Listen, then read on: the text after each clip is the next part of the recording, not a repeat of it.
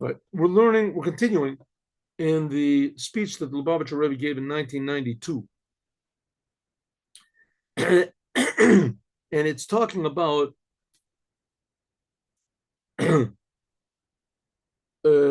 what Moshiach is going to do and how this is connected to Abraham. And it's answering the question, why do we read about what Abraham did? Why do we read in the Torah? Every year we read this. And the Torah is supposed to be a book that's relevant to us right now. Every word of the Torah is teaching us something. Abraham's main thing was preparation to get the land of Israel and to receive the Torah. And we already have those things. We already have the Torah, and we already have the land of Israel. So why do we have to read this every day, every year, again? And you can't say we're reading it because we're reading about the history, the glorious heritage of the Jewish people and our amazing history that we have. Because, I mean, that certainly is true, but that's not the reason God gave the Torah, so that we should know our history. God gave the Torah in order that we should change the world and change ourselves right now. Every word of the Torah is a lesson to teach us how to serve God, how to change ourselves. A lesson. So what lesson can we possibly learn from this? The whole thing of Abraham was to receive the Torah and especially to get the land of Israel, and that's already been done. So you want to read for history, write this story about Abraham in the history books or Midrash or something like that. What do you have to put it in the Holy Torah for? What? What practical message is this got? So the Rebbe said, I'll tell you the practical message. First of all, we don't have Israel. We don't have the land of Israel. We don't have it. God promised Abraham 10 nations, 10 lands, the lands of 10 nations. To date, we never got those 10 nations. We only got 7 of them. Joshua came and conquered the land of Israel and only got 7 nations. The other 3 nations he didn't get, didn't conquer. To this very day. So even physically, geographically, historically, politically, we don't have the land of Israel. That's a lesson to us.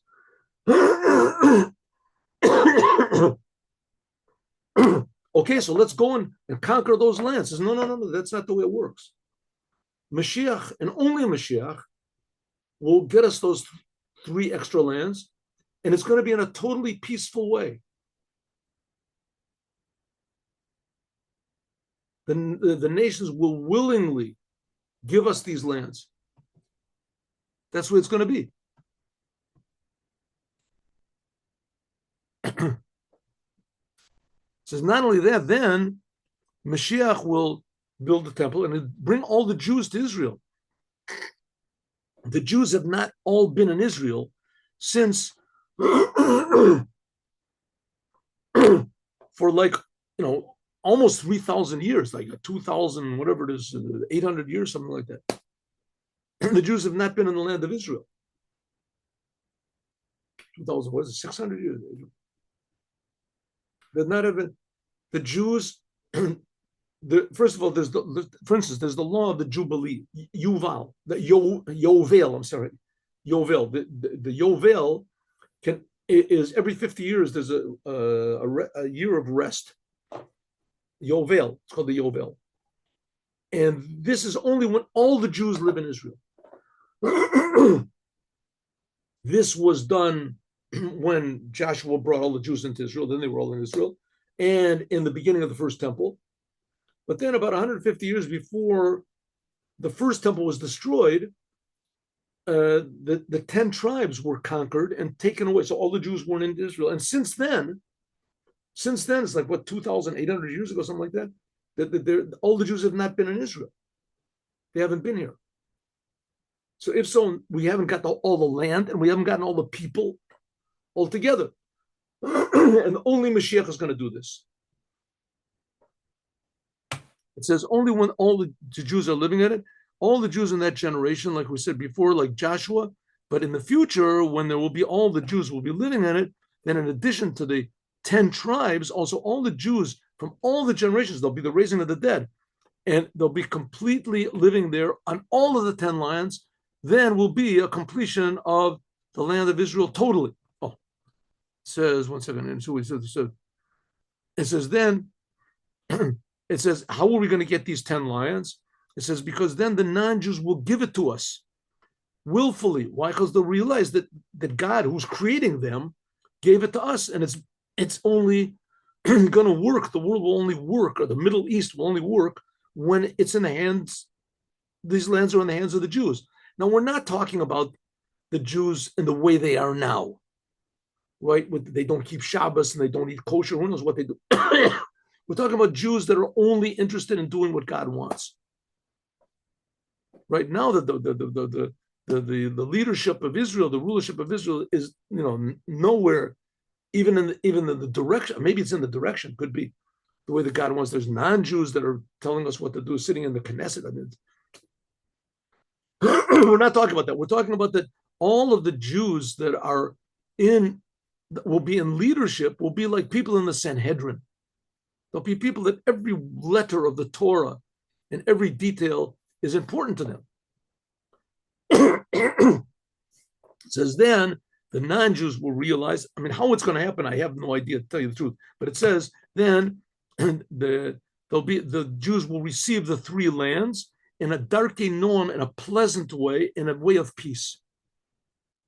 So it doesn't mean we have to take weapons and we have to go and take our lands back and things like that. It's going to happen in a peaceful way.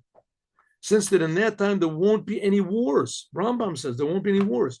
The non-Jews themselves will give the lands in their own will. I mean, just simply asking. Ask the Arabs living in Israel. There's like 2 million Arabs living in Israel now. 2 million Arabs living in Israel. They have their own cities where they live. I think the second biggest mosque in the world is in Lod. It's right here. Oh, Ramleh. It's a city right next to me. The Arabs live peacefully, right, in Israel. 2 million of them live over here.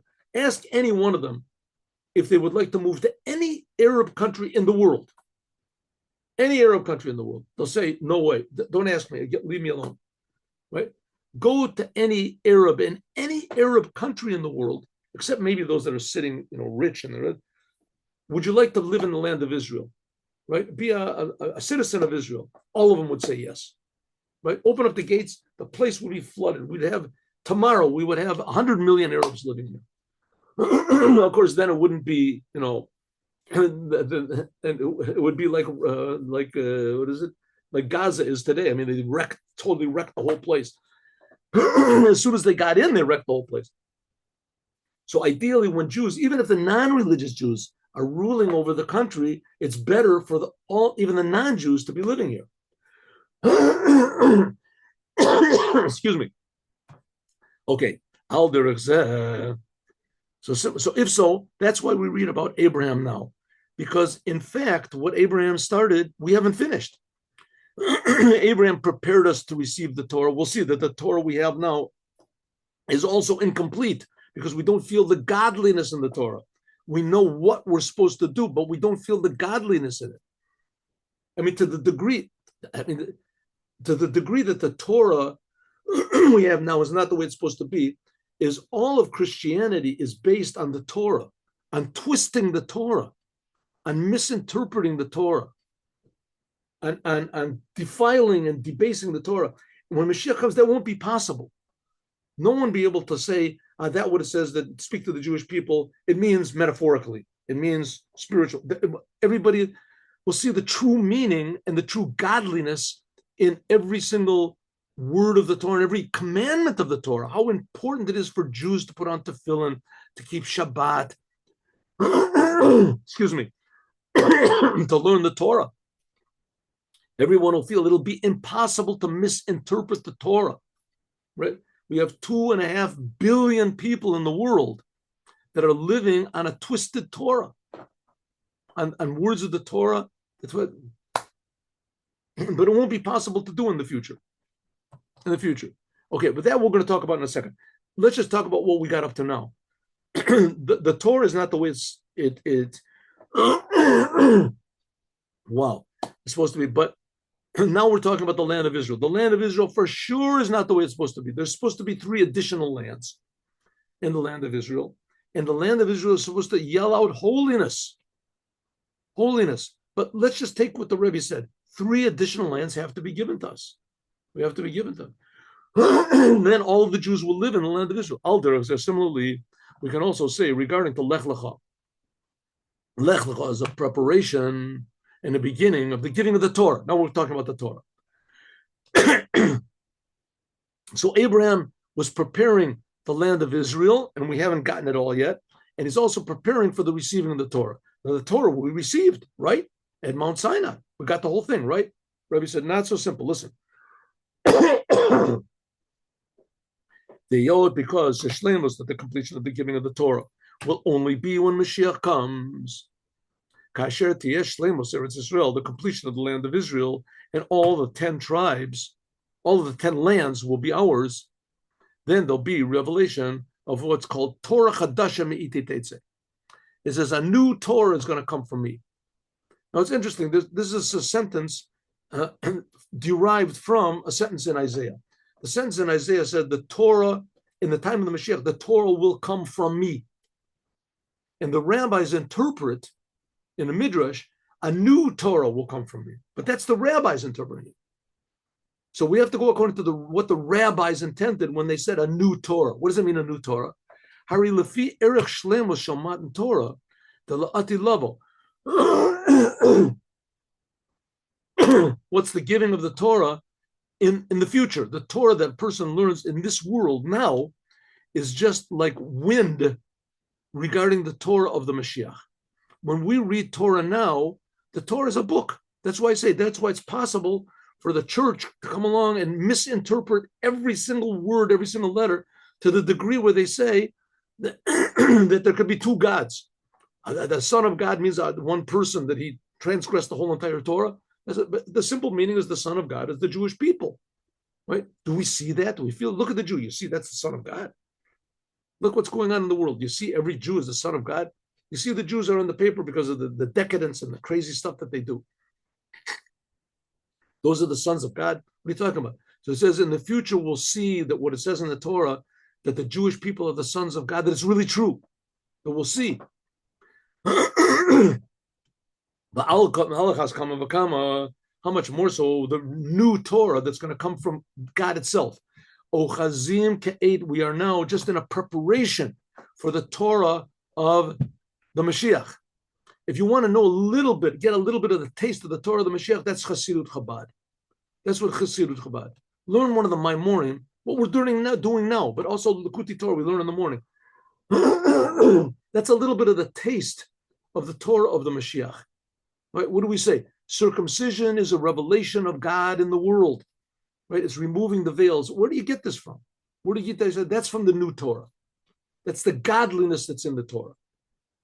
Kolomar, which is to say, ha'achana, the preparation of Lech Lecha, this comes not just from the giving of the Torah, that every day we get the Torah in a higher and higher way. No.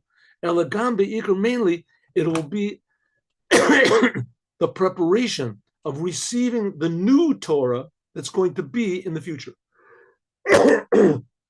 A godly Torah, that every word will radiate godliness. Shehi shalo be'erich, it'll be incomparable to any of the elevations of the giving of the Torah before that.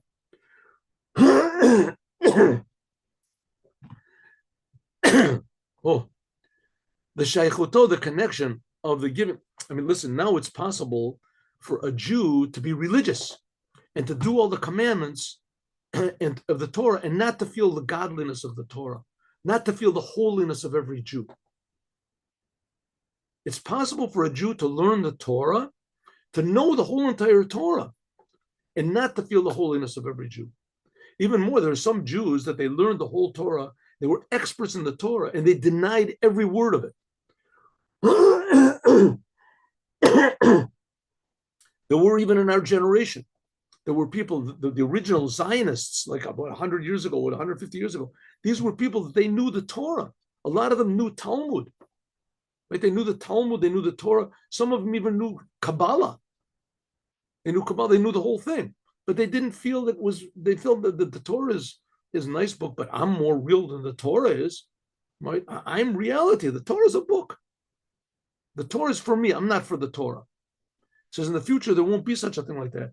When you read the Torah, you'll feel the Torah is coming from my creator that's creating me right now. It'll be unheard of. Like a person going against the Torah will be like a person cutting off his own, what is it, the aortas or something like that. God is, taking out his own heart. Who would do a thing like that? Right? People cutting their jugular vein or something. Who does something like that? Only a crazy person. To cut yourself off from the Torah, learn the Torah and go out. The Torah will be pure life. That's the idea of the 10. So what's the connection between the possession of these 10 lands and the Torah that's going to be when Moshiach comes? This is explained by Lech Lecha Me'Eretzecha. Avram Avinu, he began the connection between God, the Torah, and the land of Israel. Achirish, the whole novelty of the giving of the Torah was that then Nifala Chiburim, there was joined the upper worlds with the lower worlds. The Bitla Gazera, negating the decree between what it said that the upper worlds remained upper and the lower worlds became lower.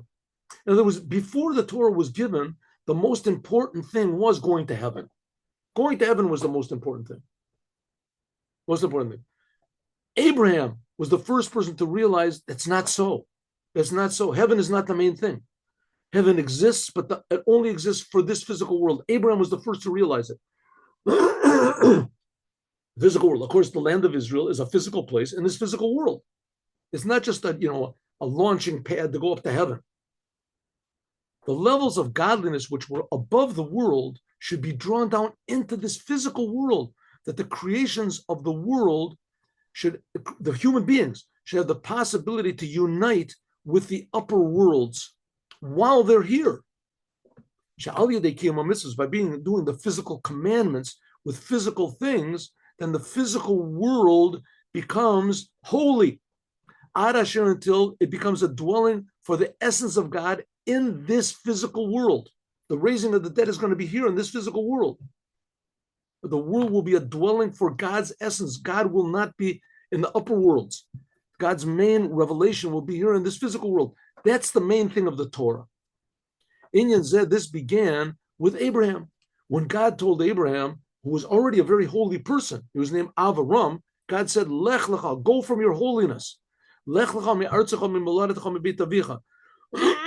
Go from your land, from your birthplace, from the house of your father, these tremendously high levels that you have achieved, ela eretz asher arecha, to the physical land that I'll show you. And this was by means of doing a physical commandment of circumcision. We're going to learn more about this. Also, before God said to Abraham, go, leave your place, when Abraham was 75 years old, Avram also served God, ba'artzos moladeto, in his birthplace, Beit Avicha, in the place of his father, in a way tremendously high. And we said that Avram was thrown into a fiery furnace. We'll see. Who he kirit boro. It says that Avram recognized God when he was 3 years old. It said some people. There's one opinion that he recognized God completely when he was 40 years old, 41. Nevertheless, this commandment of going from your land, this was when he was 75. Before that, Abraham served God in a complete way. He advertised God in the world, mitoch mesirut nefesh, with self-sacrifice. And this came especially in Or Kasdim, when Abraham was thrown into a fiery furnace. The Kif Shana Eishi was thrown into a fiery furnace because of his beliefs in a place called Or Kasdim. Kofi, like Rambam lengthens out, he explains in great length the great qualities of Abraham even before God commanded him, Lech Lecha, this week's Torah portion. Since the Nigmal, since Abraham became an adult, Eitan Hitchil, he began to think in his mind of who's creating the world until she seek derech emet, and he got the truth. Then he stood up and he started to call out in a loud voice in the world and let everyone know that there's God and there's only one God, and God is creating everything, and this God is creating the whole world, and it's good to serve God. He's creating you, serve Him. Abraham was the first one. The Hosef B'diuk Alashon, it said, Rambam says that he was an Eitan, that Abraham was an Eitan. Eitan means a powerful one. Chozek v'tokev. Abraham stood neged against the world. Avram nitzav b'kol tokev neged kol olam. Abraham was against the whole entire world, except for his wife. And later on is Yitzchak, but that was already when he was 90 years old. Abraham Ivri, he was called Abraham Ivri. The whole world was on one side, and Abraham was on the other side. The word Hebrew comes from the word Ivri. Ivri. How they got the word Hebrew from Ivri, I mean, it's sort of similar, I guess. Okay. Hebrew, Abraham was called the first Hebrew. It's called the Ivri. Ivri, what means on the other side. The whole world was on one side, and Abraham was on the other side. And Abraham was not affected or, intimidated by them at all. Even though Avram, he was not yet Avraham, he was only Avram. His name became changed when he was 99 years old. But Daim lo Avraham, he was not yet Avram, he was Avamon Goyim. He was not yet given the power to influence all of the nations of the world. That was only given to him when he had the circumcision. He was called Avraham, means the father of all mankind. But before that, 99 years before that, he was served God for 99 years, or 99 minus 3, or whatever he recognized God. For 90 years, he served God with tremendous self-sacrifice, right? And especially for the first time it's mentioned, Abraham's accomplishments was only when he was 75 years old. Lech lecha, that's this week's Torah portion. So we see that Abraham had the power to stand against the world in tremendous self-sacrifice before God told him, Lech lecha. Nevertheless, it's not mentioned in the Torah. In a way that Abraham had said he even affected his place. The place was called Haran. Haran and Ur Kasdim, I guess, is the same place, or they're near each other. That's the Haran. Abraham lived in a place called Haran, which that was the Haran. Haran means like the burning, blazing anger of God. It was a terrible place that he lived, and Abraham transformed it. A nefesh asher asah b'Haran, that Abraham actually influenced the evil people of Haran to change their ways. And this is not mentioned in the Torah, just a couple of words. That Haran is even called on his name. It says that he made these souls. He was the one who, that this place called Haran was called, God called it your land, your birthplace, the place of your father. Haran became Abraham's land. The evil place became a holy place. By means of what? He worked on what's called the land of his fathers and the house of his fathers, like it says in different places what this exactly means. Terach tshuva, it says that Terach, Avram's father, also did tshuva. Okay. Nevertheless, even though that Abraham served God with tremendous success and tremendous self-sacrifice before this commandment of Lech Lecha when he was 75 years old, right? Nevertheless, we see that the service of Abraham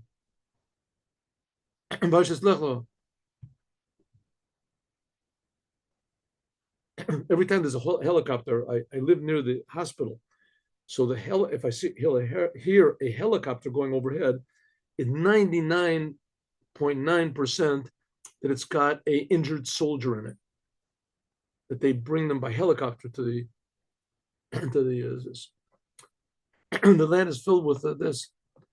I received a week and a half ago, a list of 30 houses where they're sitting Shiva, where they're mourning on soldiers that fell in battle, Israeli soldiers. I don't even know the people, but I went to 3 of them that are nearby. Yes, 2 days ago, I got another list and I went to one of them. They're nearby. All the others are far away. I just go there and I say, I'm a Jew and I feel bad. Your son gave his life for me. I didn't do anything for him. And I'm just saying that, I identify with you. The people are very, appreciate how can you comfort a person or anything like that. But if you're there, but nevertheless, it's just terrible what's going on. It's just terrible. And if you think about it for 1 second, I mean, how evil the United Nations is and how stupid the Israelis are that they don't realize it. They're still trying to convince them. I mean, these Arabs, the Hamas, I've said this before, but I don't want to take the time out from Torah, but it's just really amazing. Hamas and the Iranians have shot over 20,000 missiles since October 7th. 20,000. Do you know what that means? If New Jersey would shoot 1 missile into New York, then the whole world would be upside down. What are you doing? Right? Mexico shot a missile into, Texas. Whoa, that's all you would need, right? That's all you would need. Wow, it would be a decimation, the whole thing. And they're proud of it. They say, it's not a mistake. We're going to shoot more. 1 missile, that's all they take. 20,000 missiles they shot. It's just astounding. And there's been almost no damages. I mean, people have been killed, but I think it's less than 10, which that's also a tragedy. I'm not trying to minimize the tragedy, but on the other hand, one of those missiles could, God forbid, who knows, could kill 1,000 people, who knows?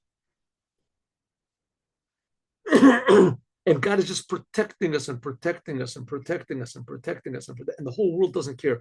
And even the Iranians, they don't care. They keep shooting missiles and shooting missiles and shooting missiles. And shooting missiles. They say, we're going to shoot more. And they see how God is protecting us. It's just, thank you, Hashem. Thank you, God. And he's not just protecting the religious people. He's protecting all of the Jews in Israel. And not only the Jews, he's protecting the Arabs also that live here. He's protecting everything. It's really and the world is quiet. The United Nations blames us. There's a song by Bob Dylan, an old song called Neighborhood Bully. When we finish this, look it up. Neighborhood Bully, talking about Israel. It describes the situation pretty well. Okay, so we see that Abraham served God with total self-sacrifice for 75 years, and it's not even mentioned in the Torah, just a couple words. Nevertheless, we see that what Abraham did until God said, Lech Lecha, when he was 75 years old, it's not talked about in the Torah, in the written Torah. Even when it's talked about in the end of Noah, it's just very, very short, a couple of words that he says, that Abraham was born in Ur Kasdim. Why? Because, like it's mentioned many places, that until Abraham was 75 years old and he got this commandment of Lech Lecha, then his service is in a way that the world around him, around Abraham, it remained no true, shtei mitzios nifradim, because up to that time, the world was a separate existence from God. God was in the upper worlds, and Abraham made a big effort to make people aware in this world that God was in the upper worlds, that God exists. There's the upper worlds and the lower worlds, spiritual and physical. They were separated. And his service was in 2 ways, or by means of being above the world, Avram, to be like a good example, not to have anything to do with anybody, like Noah and his ark. He just built the ark. You want to come in, come in. That he was Seichel Nelam, that he was connected to something that nobody understood. Or another way, that he worked in the world. What in the world, that he worked in the world in such a way that he was a good example and that he talked to people, but not in a way that he made the world feel godliness. When Avram got the command from God, Lech Lecha, then that was the ability to show that God wasn't only relegated into the upper worlds. And the way to make a person reveal God is to feel, get out of the world. Get out of the world. Don't pay attention to the world. Pay only attention to God. That's the way it was beforehand. When God gave the commandment to Abraham, Lech Lecha, from your land, from your place of birth, and etc., then God freed Abraham from any limitations and boundaries or any how do you say, habits that he had before, including also service in what he did in the world. In other words, from now on, Abraham stopped telling people that the world is bad and God is good. No, he wants to started telling people, listen, the world is potentially very good. God is creating it. God is creating you. God is with you. He's near you. Before, he was saying, listen, if you keep doing bad things, God is far away from you. He's not near you at all. Not near you at all. Abraham left even the limitations of holiness. He broke the boundary between the physical and the spiritual. He made at the mechitza the boundary between the upper worlds and the lower worlds. And he began the joining of the upper worlds and the lower worlds, even before he was circumcised. His name was still Avram, right? His name was still Avram. Abraham, that was only changed when he was 99 years old. But when he was 75, God started the whole process of revealing the essence of God in this physical world. That's really accomplished by the Torah and by the Holy Temple and by the land of Israel. Until he did the commandment of God and he went from his land, he did what God said. He went from his land and from his birthplace, from the house of his father, and he went to the place where I will show you. I will show you, I will reveal my essence in a physical place in the world, in the physical land. This is the whole novelty of Lech Lecha. That's the whole novelty of what God said to Abraham, leave your land, etc. That Abraham wasn't satisfied with his 75 years of self-sacrifice and his accomplishments that he did up until that commandment of God, 75 years. Even though it was a tremendously high thing that he did in those 75 years.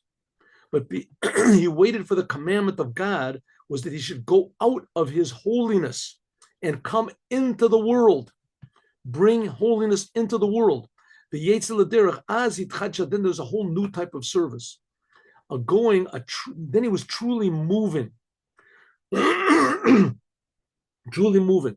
In other words, when a person is going from physical to spiritual, so he appreciates it. He understands it. Yesterday I was here, today I'm here. He feels an elevation, right? But if a person is connecting only godliness to the world and the world to godliness, then he's not interested in his elevations and his levels, and he's not comparing today to yesterday. Every single second is brand new.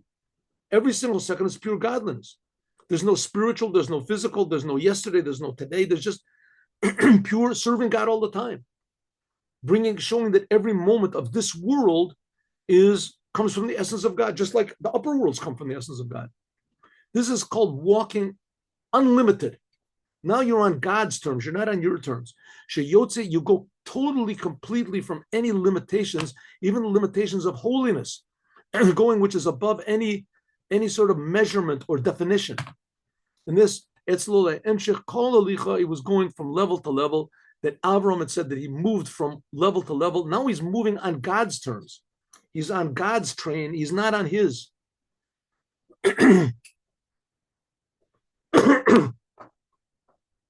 And this that God told Abraham to go, to leave yourself, this is in two ways, from below to above.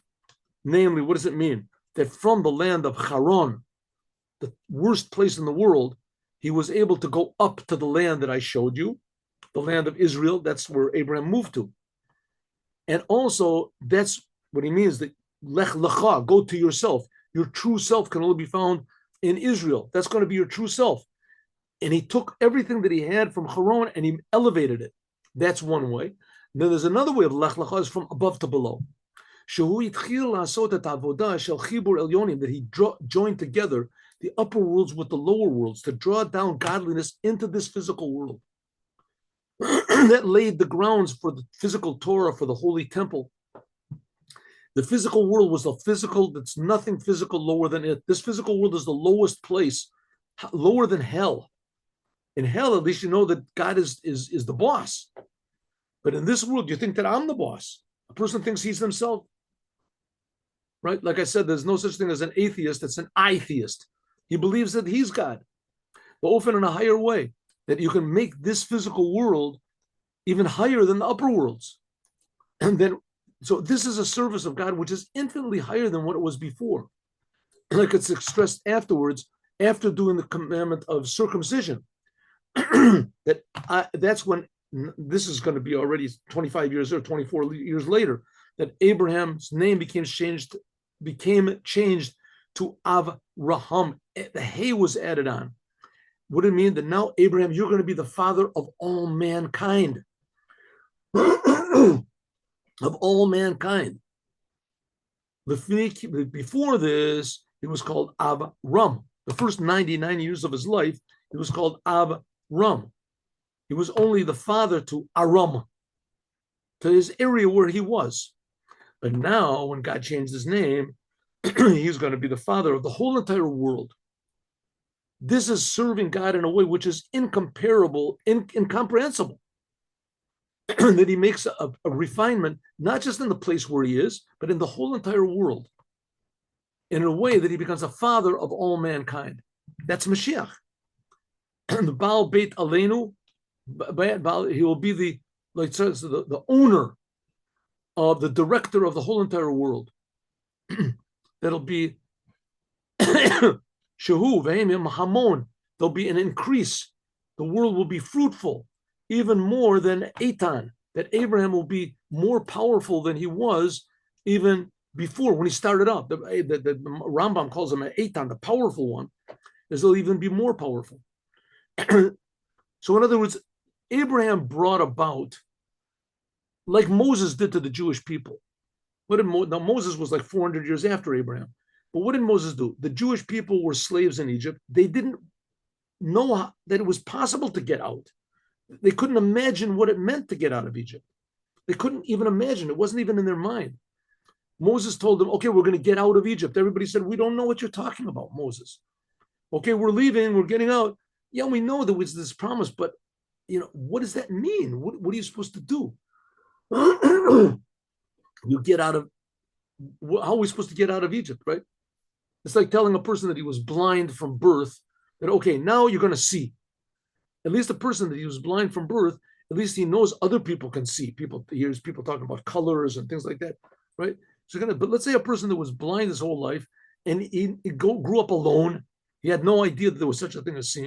And suddenly you say, okay, now I'm going to make you can see. He doesn't even know what he's talking about, right? How would you like to see colors like green and blue and red? I don't know what you mean. See colors, blue. What are you talking about? What are you talking about? It's the same thing when Moses came and told the Jewish people they're going to get out. A Jew being free? There's no such thing. Jews are slaves. My father was a slave. My grandfather was, my great-grandfather. That's a Jew is synonymous with being a slave. They couldn't figure out what it is. The same thing is Moshiach is going to be one person like Abraham.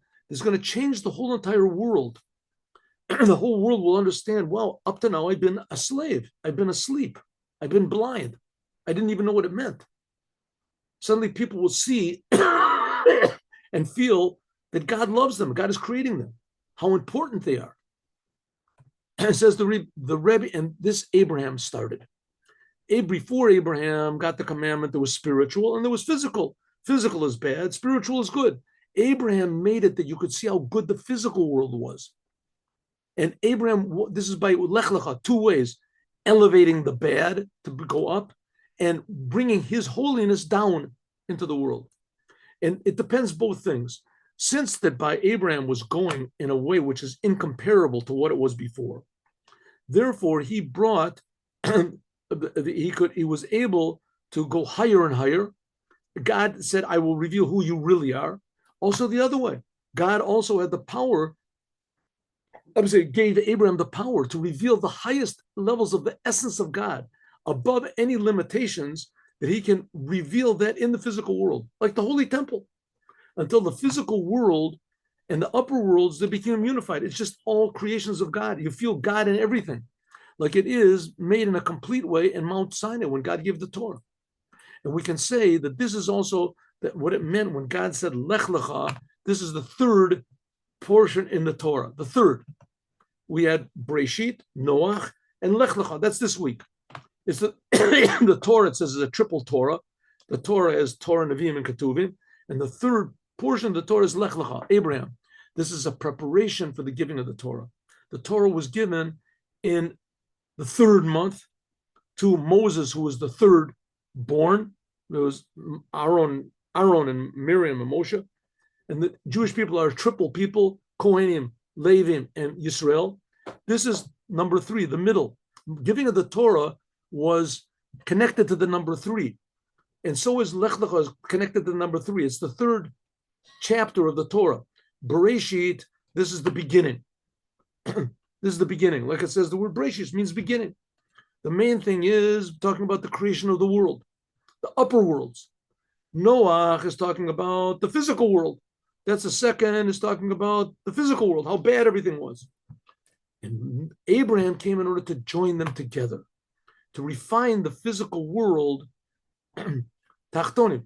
Parshas Lech Lecha is the third that talks about unifying the upper worlds, the Bereshit that God created, and the lower world, Noach, the world that Noah refined, and unifying them together to reveal as a preparation for the giving of the Torah. That's joining. So Abraham succeeded in joining the upper worlds and the lower worlds and showing they're all creations of God. And what God really wants is this physical world to connect to him, not to connect to the upper worlds. That was the novelty of Abraham. And that's what we're learning about in this week's Torah portion. And we'll learn about more, God willing, tomorrow. Now let's do the Yom Yom. 1 second.